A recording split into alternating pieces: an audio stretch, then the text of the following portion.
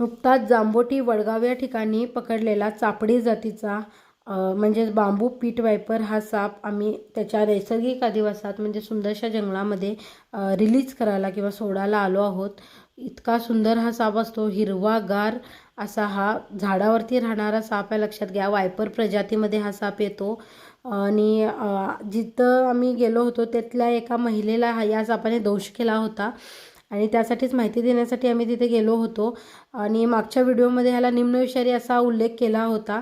पण निम्नविषारी म्हटलं म्हणजे असा अर्थ नाही की तो विषारी नाही आहे, हा साप विषारीच आहे. पण या सापाने चावल्यानंतर माणूस मेलेल्याच्या घटना अजूनपर्यंत घडलेले नाही आहे. त्यामुळे हा त्याचा उल्लेख केला होता. आणि सर्पमित्रांना चुकीची माहिती जाऊ नये आणि काही दुर्घटना घडू नयेत याच्यासाठी हा प्रयत्न लक्षात घ्या.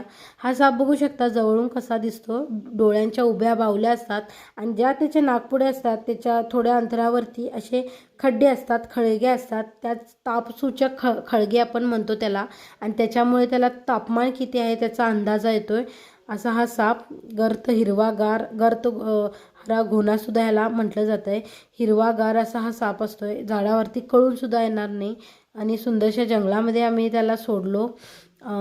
फार सुंदर असा साप असतो, तर त्याचा तो निघून जाईल. आपण इथून जाऊया.